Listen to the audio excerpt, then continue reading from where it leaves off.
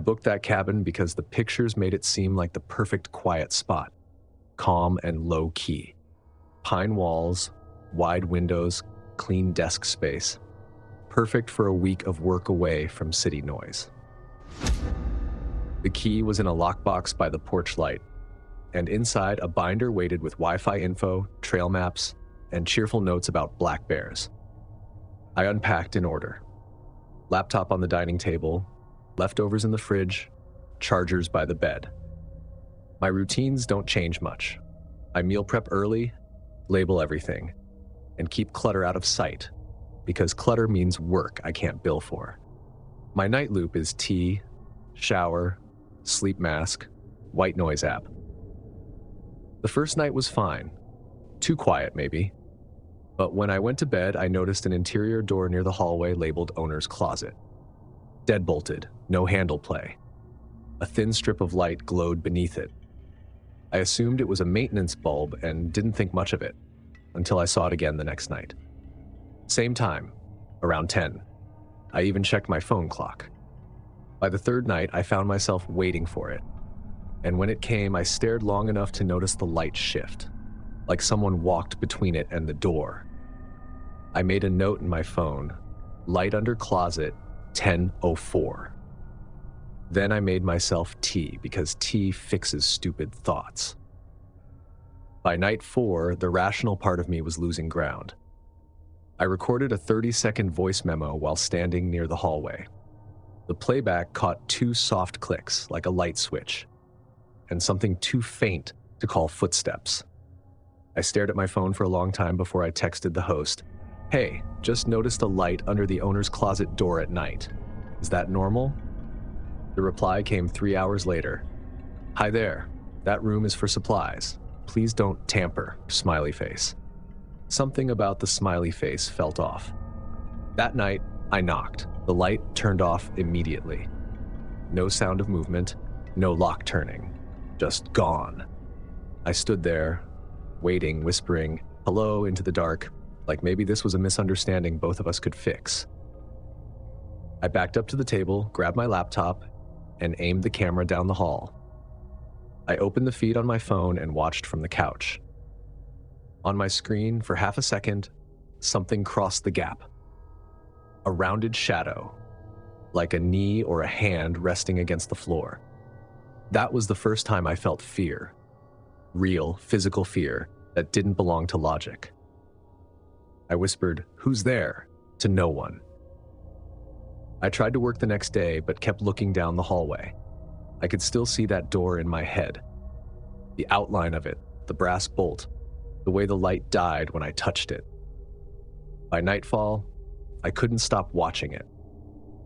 Every time I looked away, I'd feel like I was being watched back. I just sat there, phone in hand, staring at that thin gold line on the floor until my eyes ached. I left every other light in the cabin on that night. Kitchen, hallway, bathroom, but still couldn't sleep. Around 3 a.m., lying in bed, I heard it. A click, then another, then the sound of metal sliding. The door. It wasn't my imagination. That sound is distinct, heavy. The doorknob on that closet door was turning. I sat up, frozen for half a second, then instinct took over. I grabbed my phone, didn't even put on shoes, and ran. Front door, latch, twist. Out into the cold night in nothing but my pajamas. I didn't even think about my car keys. They were still on the kitchen counter. The gravel was cold under my feet.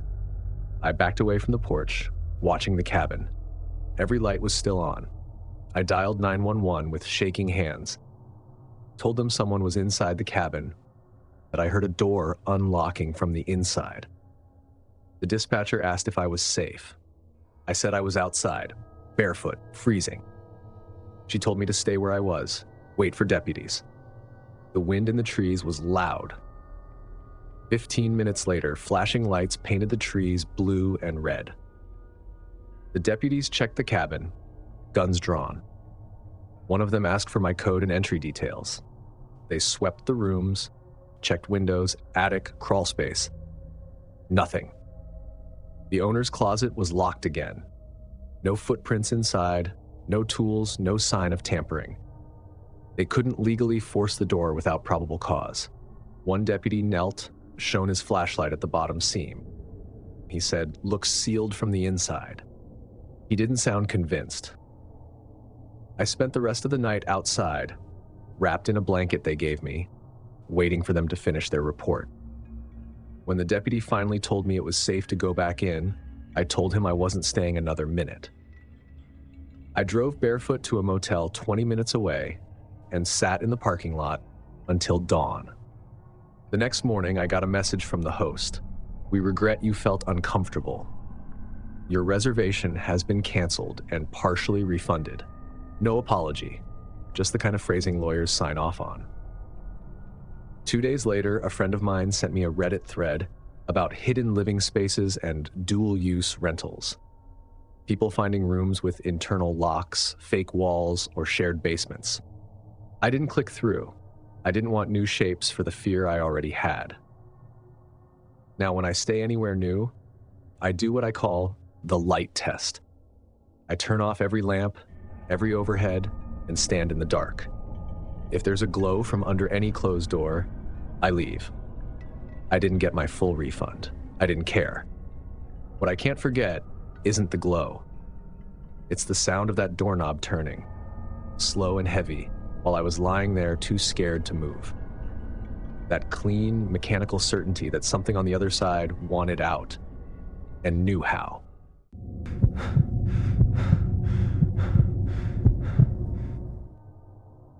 I'd been shooting landscapes across New Mexico and needed a few nights to edit and reset. It was a casita with adobe walls, skylight over the bed, and sunlight that hit the plaster like honey. First day felt normal. I unpacked and walked the property.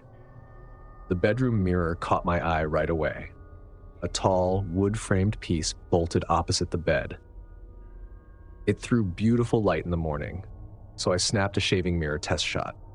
When I wiped the fog off, the glass felt a little warm through the towel. Afternoon heat, I figured. At night, though, after the air cooled, it was still warm. By morning, it cooled off again. I told myself it was residual heat from the wall. Still, my brain started measuring without permission.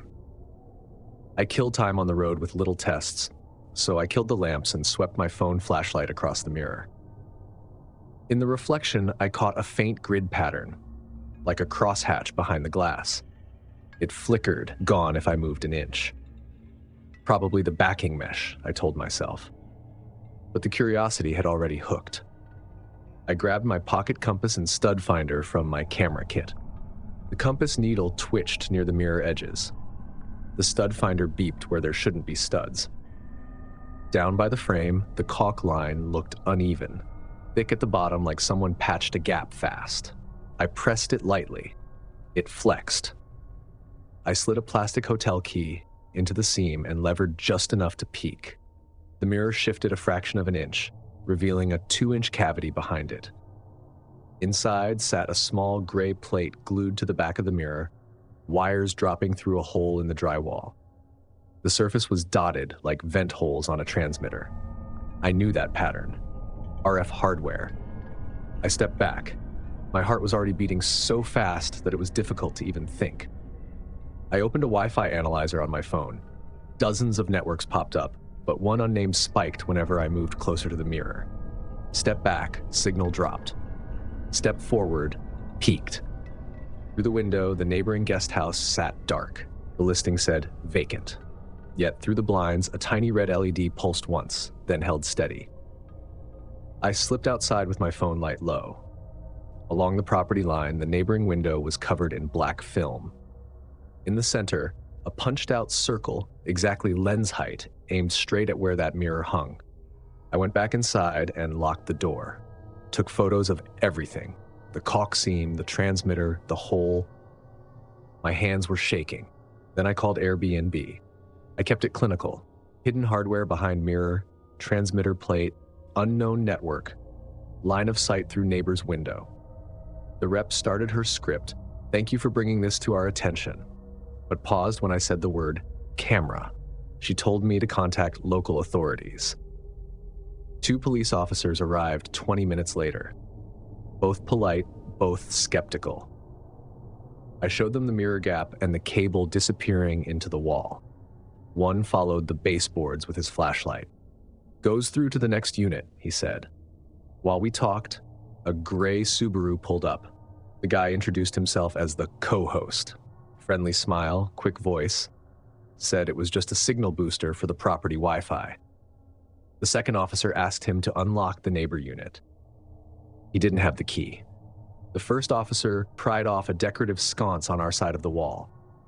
Behind it, a junction box with a coax coupler linking the mirror's cable to another line disappearing next door. The co-host repeated, "Signal booster." His voice sounded smaller each time. They confiscated the plate, the cabling, and a little receiver box glued under the floor vent. The officers told me it wasn't the first time they'd seen this kind of setup. I signed a statement and gave them my photos. Airbnb moved me to a chain hotel the same night. The follow-up messages were pure PR. "We take guest safety seriously. We are investigating." No apology. No details. That's when it hit me. 3 nights in that room, sleeping across from that mirror. I started counting backwards through my habits. Undressing, brushing my teeth, scrolling in bed. The camera would have caught all of it, reflected perfectly. I tried to laugh it off, but every memory came with that red LED pulsing. I didn't tell friends right away. What would I say? That someone turned a vacation rental into a 2-way screen? They'd start checking their mirrors, and I didn't want to plant that seed. I finished my shoot schedule, packed up, and drove out of Santa Fe the next morning. 2 weeks later, Airbnb sent another message. "We are still investigating." That was it. The worst part was realizing how natural the setup felt. A nice mirror, perfect light, placed where the morning looked best. I'd stood in front of it, adjusting the frame, thinking about composition, not privacy. Now, whenever I see that kind of mirror in a listing photo, centered on the bed, flattering sunlight, I scroll past.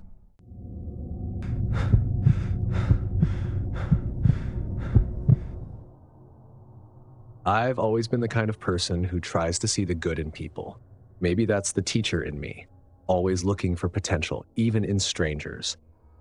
So when I booked that little cabin in Bend for a spring break getaway, I didn't second guess the glowing reviews or the smiling host photo. Private retreat, entire place, perfect for artists, the listing said. It looked like the kind of place you could breathe again. Warm wood, soft light, watercolor perfect mountains just past the porch. The host, a man named Marcus, I'm going to use his real name here because I don't care, sent friendly messages before check-in. "Let me know if you need firewood or restaurant tips. I live nearby if anything comes up." I told him thank you and that I'd be fine. The first night was quiet. It was the kind of silence I'd been craving. No students calling my name, no deadlines, no traffic hum. Just stillness. When I woke the next morning, the kitchen smelled faintly like coffee. I hadn't made any. I almost laughed at myself. I must have imagined it. But then I noticed a mug in the sink. Half full, black coffee. For a second, I froze, but the rational part of me kicked in. Maybe the cleaners forgot to wash it. Maybe it was sitting there before I arrived and I just didn't see it. I rinsed it out and didn't think too much about it. That night, I locked every door before bed. Front, back, even the small one that led to the deck. I double-checked the windows, brushed my teeth, and fell asleep watching an old movie on my laptop. The next morning, another mug. Different one this time. Floral pattern, same spot in the sink. Still damp inside. That made me pause. I hadn't left the cabin since check-in, and I'd only used one mug. I told myself there had to be a mix-up. I even texted Marcus politely, "Hey, small thing, I found a used mug in the sink this morning. Maybe it was left behind by the cleaner?" He replied 20 minutes later, "That's strange. Must have been missed during turnover. Sorry about that." I tried to shake it off. Teachers are good at pretending things don't rattle them. I went for a hike, painted a few sketches by the river, came back before sunset. Everything was just as I'd left it. That night, I heard something. It was the sound of a floorboard creaking. I held still in bed, staring at the ceiling. The cabin wasn't large, maybe 600 square feet. Every sound carried. Another creak. I told myself it was the wood contracting from the cold, the wind, an animal outside. But then I smelled it again. Coffee, freshly brewed. The next morning, there was a third mug in the sink. This time I didn't text Marcus. I've seen several stories of hosts entering the house at night. I wanted proof. I set up my phone on the kitchen counter before I left for the day, angled slightly toward the back door. I hit record, locked up, and drove into town. I stayed gone on purpose, browsing art shops, stalling with an extra coffee. When I came back that evening, everything looked normal again, except the mug. My phone had stopped recording after about an hour. The file size was huge, so I plugged it in and fast-forwarded through it. For the first 50 minutes, nothing, just light shifting through the blinds. Then, around 11:27 a.m., the back door opened. The door didn't creak like it did for me. It opened smoothly, like someone who knew its exact rhythm. A man stepped in, gray hoodie, faded jeans, coffee cup in hand. He didn't even look around, just moved straight to the counter, took a sip, and stood there like it was his morning routine. Then he reached into the sink, washed his mug, and walked back out the same door. My heart started racing as I realized what I was watching. It was Marcus, the same man from the profile picture, same build, same posture. I didn't finish the video. I called Airbnb right away, voice shaking but still trying to sound composed. The agent asked if I could verify it was the host. I said yes, I had video proof. She said she'd escalate it and call the authorities if necessary. I didn't sleep that night. I kept the lights on, sat on the couch with my phone in hand, ready if the back door opened again. Around 3 a.m., it did. The latch turned.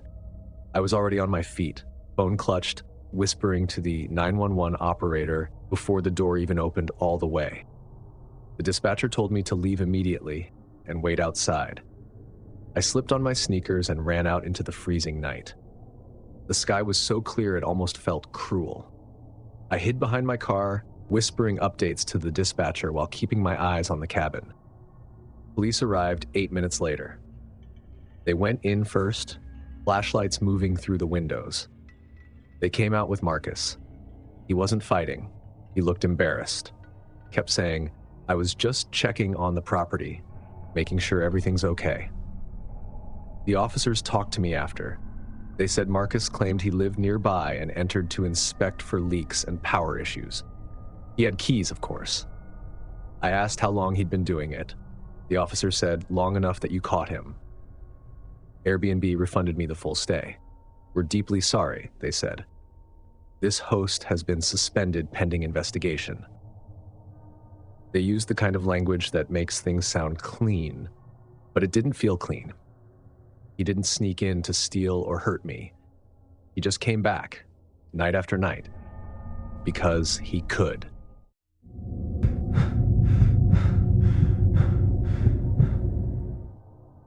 I'd rented the little house for a week while working on site with a client. It was just a one-story bungalow tucked between older homes. Clean enough. A place to sleep, shower, and get through the week without distractions. I liked that it was quiet. The kind of quiet where you can hear your own footsteps on hardwood. The first night, after unpacking and sending a few late emails, I went to bed around 11. At some point, maybe an hour later, I woke to a scratching sound above the ceiling. It was small and irregular, like something brushing insulation. Squirrels, I thought. Old houses have them. I went back to sleep. The next night, it came again. That soft scraping just above my room. Not constant, more like movement, then stillness, then movement again. This time it stopped when I sat up. I kept listening. Silence. Then this short, heavy sound.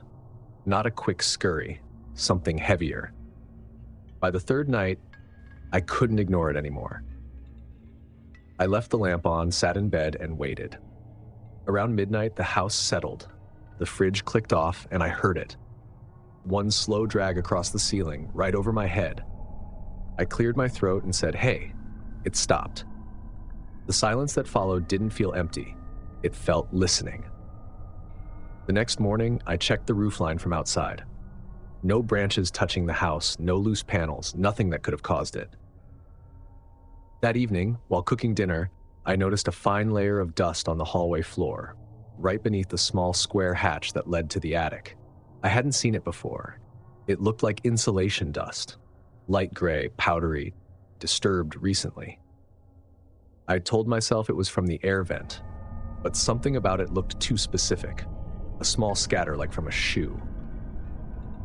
That night, I dragged the spare dining chair under the hatch, climbed up just enough to press my ear to the panel. The wood was cold.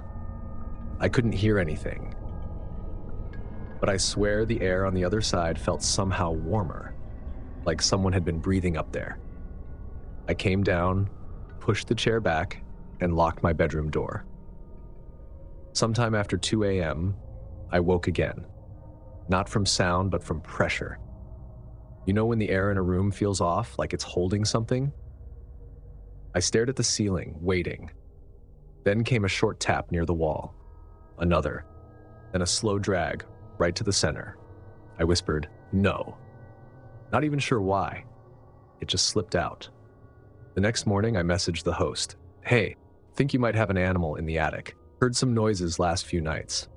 She replied hours later, "Probably mice. Sorry about that. We'll have someone check after your stay." The following night, I lay still, pretending to sleep, trying to make sense of the pattern.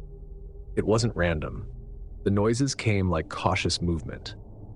Then, and I remember this clearly, the sound of something shifting weight near the attic hatch. Wood creaking under it. I got out of bed, heart thudding, grabbed my car keys, and walked to the living room couch. I figured if I was closer to the front door, I'd at least have an exit. Around 4 a.m., I heard it again. Not scratching this time. Breathing. A slow exhale right above the hallway. I stayed perfectly still until daylight leaked through the blinds. When I finally got up, I noticed the hatch again. It wasn't just dusty this time, it was slightly ajar. Maybe half an inch. Just enough to see the darkness above it. That was it for me. I called the host and told her I was leaving early, citing maintenance issues. She sounded surprised, even cheerful. "Oh, that's fine. Just leave the key in the lockbox." I packed in under 5 minutes. The whole time I could feel the ceiling pressing down. Not literally, but like something above was aware of the noise I made. I didn't even look up when I walked down the hallway. I checked into a motel that night. Small, bright, impersonal. Perfect. I slept through the night for the first time all week. The next day, the host texted again. We checked the attic. Just storage boxes. Everything's fine. I didn't reply. A week later, out of curiosity or stupidity, I searched the address online. There was an old property listing from 2 years earlier. In one of the photos, the attic hatch was open. I don't know if anyone was still living up there or if I just came at the wrong time. But ever since that trip, I can't sleep soundly in quiet houses anymore. I need city noise. Traffic, neighbors, footsteps above. Because silence isn't peace.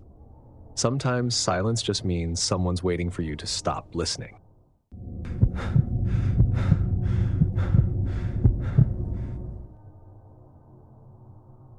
I travel a lot for work, real estate conferences mostly.